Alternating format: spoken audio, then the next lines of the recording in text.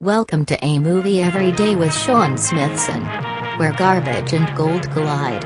It's October 23rd, and today Sean tries to wrap his little pea brain around the film Enemy, by Denis Villeneuve. Enjoy. Okay, before I start, or try to start, let me say I know I can be a bit of a wise ass when it comes to movies that are less taxing on the intellect, to put it nicely. Anyone who's been listening to this mini podcast already knows that. But then there are the times that require me to not be a smartass and actually get serious. And I love those times, and this is one of those times. Denis Villeneuve films are often like having, how do I put it, a very attractive date show up to the door with a bottle of 25-year-old scotch and art book of Hieronymus Bosch prints. That's to say they're beautiful, they're intoxicating, and more than a little dark and surreal. For ease of description here about the film Enemy, because it does get complicated, it gets as complicated as a labyrinth made out of Gordian knots, actually. I'm going to refer to the two characters played by Jake Gyllenhaal as the actor and the teacher. Okay? Okay. Let's try to do this. It ain't gonna be easy, because boy oh boy was this a mindfuck of a movie. Enemy opens with the teacher at an exclusive gentleman's club. He's sitting around a dark room with other men, a lot like Eyes Wide Shut or something like that. And he's watching a high-class stripper crush a spider underneath her stiletto heel. Then, boom, it cuts to the teacher in class. He's a college professor who's lecturing on Rome and the whole bread and circuses thing, you know, the deflection through entertainment of real world problems and imminent collapse, as well as the fact that these things tend to repeat themselves in an extended loop over and over and over again socially. Later, in the break room of the university, a colleague asks the teacher if he likes movies, and he name checks a film called All's Well That Ends Well, to which the teacher responds, "I don't see many movies, I don't get out much." Now, he does it more like, "I don't see many movies, I don't get out much," though. But it spurns the teacher into renting the film, at which point he sees a duplicate of himself in the background in a minor role as a bellhop. So he's really stunned by this, and he decides to reach out after researching the actor and make contact to try and make some kind of sense of the more than uncanny similarity. He calls the actor's home after cribbing the personal information off a talent site, and the teacher talks to the actor's wife, who we discover is 6 months pregnant and is convinced that this is an absolute put-on and that it's actually her husband calling her. Later, the wife of the actor confronts him about it and inquires about his fidelity or infidelity, something he's apparently had issues with in the past, and asks, "Are you still seeing her?"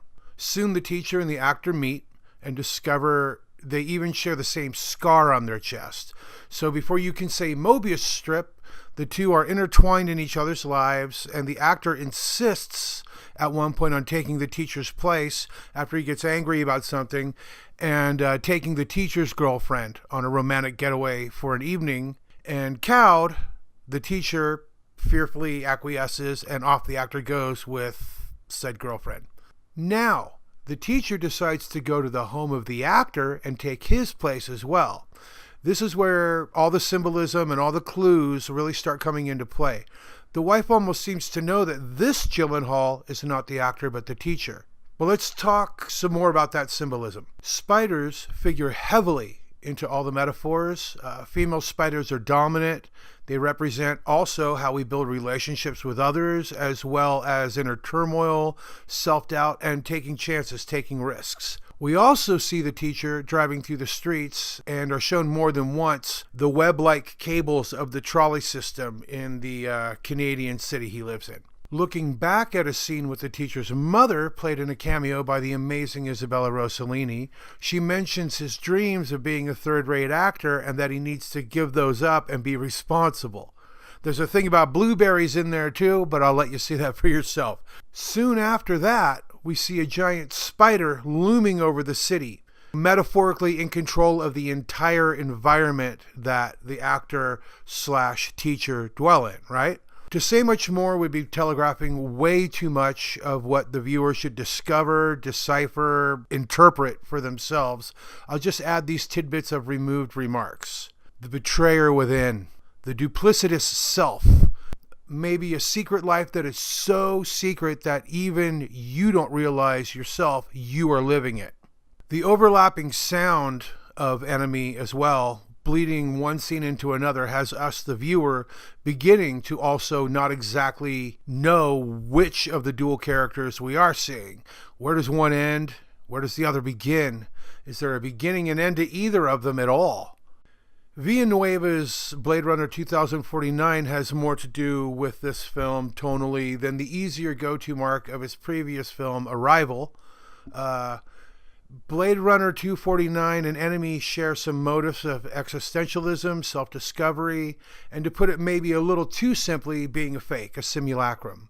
On a frivolous note, I think it's kind of odd that director Villanueva, who's worked with Gyllenhaal here as well as on the film Prisoners, which is also really, really good, didn't cast him in the role of Neander Wallace, the replicant maker from Blade Runner 2049, rather than that notorious asshat Jared Leto, who I really can't stand, to be honest. The guy seems like a total dickhead. Gyllenhaal would have totally owned the role of Wallace rather than this kind of William Shatner on lithium reading that Leto gives it. One of the only weaker points of Blade Runner 2049 for me, actually. Admittedly, though, I do have trouble separating the artist from the art at times. Anybody who's on my Facebook page knows this, and I definitely fall into that trap with Leto. But back to the mind-warping masterpiece that Enemy is. This one sent me down a rabbit hole in a huge way, both in my head as well as reading up on some stuff online to do with dream analysis, spiders, of course, and the nature of duality and psychosis. I probably should have sat with Enemy for a bit before doing this installment, but personally, for me, this project I call A Movie Every Day is also about honing both my perception and my productivity. So in that regard, I hope I've been at least somewhat understandable, even if it's about a piece of work I don't still fully understand myself. I can only imagine reading Jose Saramago's 2002 novel, pardon me while I try to pronounce this, Ohemum Duplicado, The Duplicated Man, upon which Denis Villeneuve's Enemy is based. The stylistic touchstones here, I'd say, range from Franz Kafka, which is pretty obvious, to Buñuel, and one of Villeneuve's heroes, David Cronenberg. Those are pretty obvious references, but still, whoa. I will definitely be living with Enemy for quite a while and be revisiting it sooner or later. It may even lead to an update of this episode. But until then, check out the trailer now, and I'll see you tomorrow. You don't go to the movies, do you? I don't go out that much. Is there a reason why you're asking me this? You know, maybe you had a recommendation.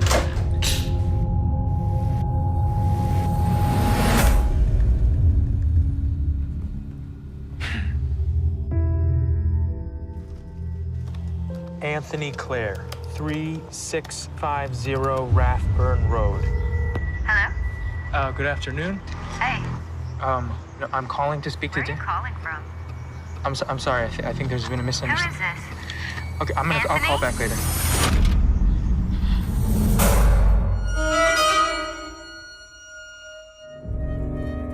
Who was on the phone? The same guy who called before. Same guy. Are you lying to me?